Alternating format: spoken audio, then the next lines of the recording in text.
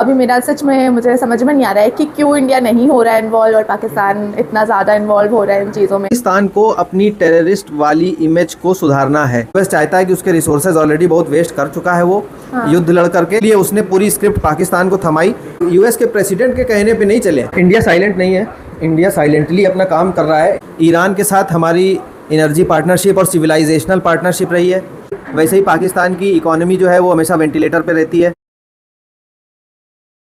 हाय, तो social media पे कुछ दिनों से चल रहा है यूएस, ईरान, पाकिस्तान, और लोग इंडिया को बार बार इसमें हाईलाइट कर रहे हैं कि इंडिया क्यों नहीं इन्वॉल्व हो रहा है। पाकिस्तान तो मीडिएट कर रहा है पर इंडिया नहीं कर रहा है।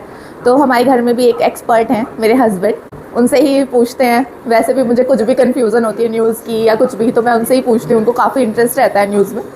तो मुझे समझ में नहीं आ रहा है कि क्यों इंडिया नहीं हो रहा है इन्वॉल्व और पाकिस्तान इतना ज़्यादा इन्वॉल्व हो रहा है इन चीज़ों में। पूछते हैं इनसे। तो ये हमारे एक्स यूपीएससी एस्पायरेंट हैं। सुनिए, मेरे कुछ डाउट हैं, आप कुछ बताओगे? मुझे कन्फ्यूज़न हो रहा है बहुत कि पाकिस्तान में मीडिएट कर रहा है और इंडिया नहीं कर रहा है। लोग इंडिया को इतना घसीट रहे हैं कि इंडिया क्यों चुप है, क्यों नहीं इन्वॉल्व हो रहा। तो आप बताओगे थोड़ा मुझे? आपको तो काफ़ी नॉलेज है, बताइए। नहीं, इसमें तुम्हारा मेन क्वेश्चन क्या है वो मैं समझा नहीं। मतलब कंफ्यूजन है, सबको ठीक है, और इंडिया को भी लोग घसीट रहे हैं, ये बात तो सही है, बट आप कहना क्या चाहती हो वो बताओ। अरे मेरा बस ये है कि पाकिस्तान मीडिएशन कर रहा है और इंडिया नहीं कर रहा है, और सोशल मीडिया में यही चल रहा है हर जगह, और लोग इंडिया को इतना इन्वॉल्व कर रहे हैं, घसीट रहे हैं, क्या क्यों, तो समझ में नहीं आ रहा मुझे। तो इसमें एक आपको वो माइक चाहिए क्या? हाँ, माइक पे बात करते हैं। तो मेरे हिसाब से लोग पाकिस्तान को भले कितना भी मीडिएटर कर ले, लेकिन पाकिस्तान मीडिएटर नहीं है, वो एक कोऑर्डिनेटर है सिर्फ यूएस का। और इसका अंदाज़ा आपको लगाना है तो आप इससे लगा सकते हो कि ईरान का डेलीगेशन आया तो पाकिस्तान ने उसका वेलकम किया मिलिट्री स्टाइल में, उसको मिलिट्री स्टाइल में प्रोजेक्ट किया अपने आप को। आसिम मुनीर ने मिलिट्री के ड्रेस पहन के वेलकम किया। जब US vice president JD Vance next morning आए तब उसने सूट बूट पहन करके उनका वेलकम किया, ये दिखाने के लिए कि we are a very polite host and you are our boss. आप हमारे बॉस हो और आपने जो ऑर्डर बोला था साहब, हमने वो करा दिया अरेंजमेंट, अब आप आगे की बात कर लो।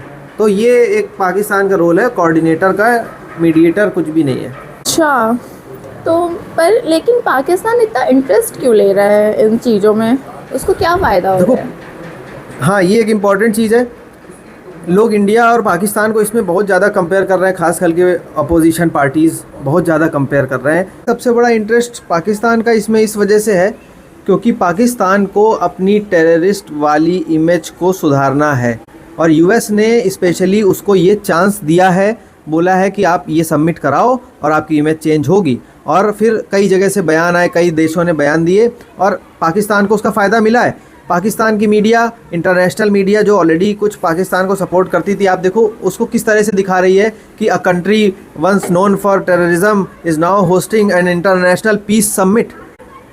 सो ये एक बहुत बड़ा रीज़न है पाकिस्तान अपने आप को इस तरीके से प्रोजेक्ट। आप देखो ना, पाकिस्तान की जो लोकेशन है वो ईरान के साथ 900 किलोमीटर की बॉर्डर लाइन शेयर करता है।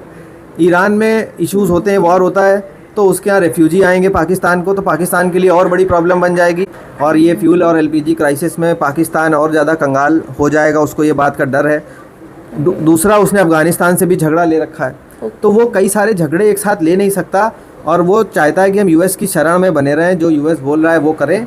इस वजह से वो इंटरेस्ट ले रहा है। और सबसे एक इम्पॉर्टेंट पॉइंट जो लोग मिस कर रहे हैं इसमें, जो मैंने भी किसी न्यूज़ पे नहीं सुना, बट मैंने रिसेंटली कुछ दिन पहले न्यूज़ कुछ टाइम पहले शायद देखी थी, और चाइना ने 25 साल का स्ट्रेटेजिक पार्टनरशिप किया है डेवलपमेंट का चाइना ने।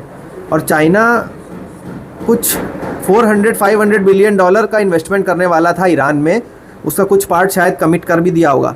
तो चाइना की इन्वेस्टमेंट भी तो बचानी है पाकिस्तान को, कि उस पर लॉस ना हो। अगर वॉर होगा और इंफ्रास्ट्रक्चर यूएस वहाँ पे, यूएस और इजराइल मिलके इंफ्रास्ट्रक्चर को नुकसान पहुँचाएंगे, तो नुकसान तो चाइना के इंफ्रास्ट्रक्चर को भी पहुँचेगा। तो पाकिस्तान को इनडायरेक्टली यूज़ कर रहा है चाइना, और डायरेक्टली तो यूएस यूज़ कर ही रहा है। ओह और कोई क्वेश्चन इसमें मैंने शायद क्लियर किया हो? हाँ, एक क्वेश्चन ये है कि पाकिस्तान का तो ठीक है, चलिए आपने पॉइंट बता दिया, पर ये था कि इंडिया क्यों नहीं मीडिएशन कर रहा है इन सब इसमें? देखो न्यूज़ भी यही हर समय यही चल रही है अभी। अमेरिका ने देखो इंडिया मीडिएशन कर सकता था। इंडिया एक ग्लोबल प्लेयर है, इंडिया की एक वैल्यू है। इंडिया बिना बुलाए पहली बात तो कहीं जाता नहीं है। पाकिस्तान कोऑर्डिनेटर था, पाकिस्तान को पिक एंड चूज़ किया है अमेरिका ने, उसने कोई इनिशिएटिव खुद से नहीं लिया है। और इंडिया ऐसे जंप करता नहीं है बीच में। इंडिया इजराइल का भी फ्रेंड है, उसके साथ हमारी सिक्योरिटी पार्टनरशिप है। यूएस के साथ भी हमारी स्ट्रेटेजिक और सिक्योरिटी पार्टनरशिप है। ईरान के साथ हमारी एनर्जी पार्टनरशिप और सिविलाइजेशनल पार्टनरशिप रही है। और जो जितनी गल्फ़ कंट्रीज़ हैं जो वॉर में ऑलरेडी फंसी हुई हैं, उनके साथ हमारे कॉर्डियल रिलेशंस हैं, एनर्जी पार्टनरशिप है। तो अगर वो मीडिएशन करने जाएगा तो इंडिया को कुछ प्रॉब्लम आ सकती थी, क्योंकि सारे ही लोगों से अच्छे रिलेशन है। क्योंकि इस मीडिएशन का पर्पज़ ही वो नहीं है। इस मीडिएशन तब होता है जब दोनों तरफ से कुछ कुछ शर्तें हों और वो माननी हो दोनों को बैठाल करके। यहाँ तो यूएस ने अपनी कुछ शर्तें ऑलरेडी तय कर रखी हैं और वो पाकिस्तान के थ्रू जस्ट एक मैसेज भिजवा रहा है कि उसको ये मानना पड़ेगा ईरान को।